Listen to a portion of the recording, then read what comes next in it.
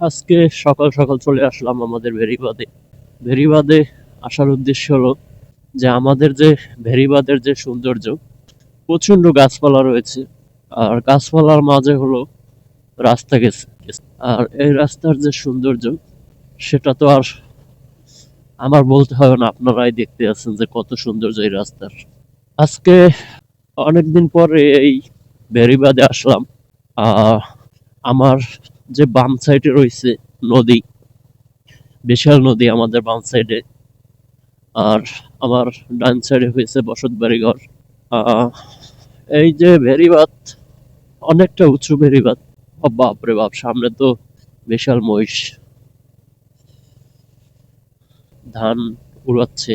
মানে ধানের যে ময়লাগুলো আছে, ওই ময়লাগুলো বাতাসের সাহায্যে সরে যাবে। সামনে কি রাস্তা কি বন্ধ নাকি বলতে পারতেছি না, সব মাটি দিয়ে খুঁড়ে উপরে উঠে ফেলাচ্ছে। ও, এখান থেকে যাওয়া যাবে, হ্যাঁ, এখান থেকে যাওয়া যাবে। ও বাপ রে বাপ, সামনে তো বিশাল দিঘি বানাই ফেলাইছে। মানে রাস্তা খুঁড়ে দিঘি বানাই ফেলাইছে। এটা হলো কাদের কাজ? হ্যাঁ, চায়না আলাদের কাজ।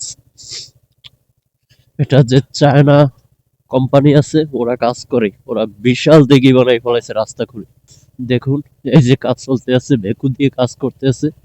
এই যে ভেকু দিয়ে মাড়ি মাড়ি ঘুরতে আছে। আজকে বেলা 9টা বেজে গেছে, কিন্তু এখন পর্যন্ত সূর্যের আলো দেখা যায়নি। আর আজকে এই রাস্তায় আসার উদ্দেশ্য হলো যে অনেকদিন হয়েছে আমি ভেরিবাদে আসি না, অর্থাৎ নদীর পাড়ে ঘুরতে আসা হয়নি। তো ভাবলাম আজকে সকাল সকাল একটু ঘুরতে আসি, আর আপনাদেরকেও আমাদের যে ভেরিবাদের যে সৌন্দর্যটা দেখাই।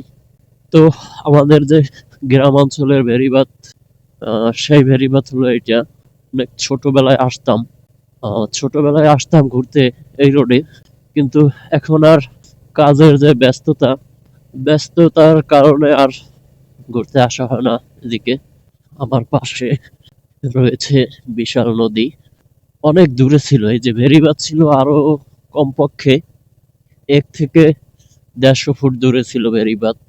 মানে ভেরিবাদের কাছাকাছি চলে আসছে নদী এখন। এই যে এখন পুরোটা দেখা যাবে। আমার যে হাতের বাম সাইডে বিশাল নদী রয়েছে, আমি আপনাদেরকে দেখানোর চেষ্টা করতেছি আমাদের যে নদী। ওই যে একটা 2টা 3টা এই জাহাজে করে বালু কাটতেছে। এই যে নদীর পার, এটা হচ্ছে একটা যে নদীর যে 3 মোহনা।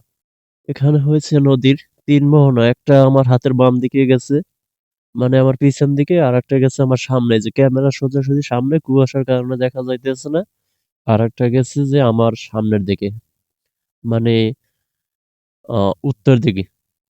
একটা নদী গেছে উত্তর দিকে, আর একটা গেছে আহ দক্ষিণ দিকে, আর একটা গেছে পূব দিকে। তো চলুন সামনের দিকে যাই।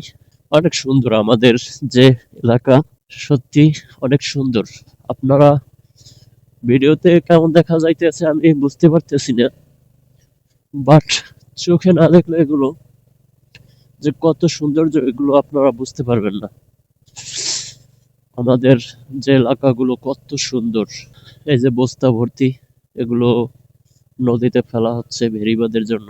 ওই যে বস্তা ভরে ভরে বালু বস্তা ভরা হচ্ছে, এগুলো নদীর পাড়ে ফেলবে, অর্থাৎ নদীর যে ভাঙতে আছে সেই ভাঙন ফিরানোর জন্য নদীর পাড়ে ফেলবে এগুলো। আমি কিন্তু আমার যে বাড়ি থেকে অনেক দূরে চলে আসছি, আপনাদেরকে দেখানোর জন্য আসলাম। আমি এখন যাইতেছি যে এই যে বলক দেওয়া নদীর পাড়ে, সেই বলকের উপর থেকে আমি বাইক রাইড করতেছি। সকালবেলা নদীর পাড়ে ঘোরার যে একটা মজা, এটা যে ঘুরছে সে জানে যে নদীর পাড়ে কতটা ভালো লাগে ঘুরতে। আর আমার কাছে অনেক ভালো লাগতেছে যে আমার বাম সাইড হয়েছে নদী, আর ডান সাইডে গাছপালায় ভরপুরে ভর্তি।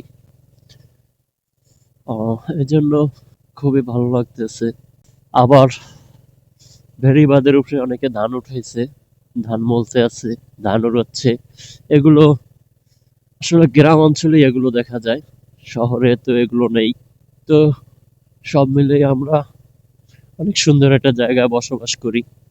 যে সুন্দর সুন্দর মাছ ধরার নৌকো আছে, ওগুলো ইঞ্জিন লাগানো আছে যদিও।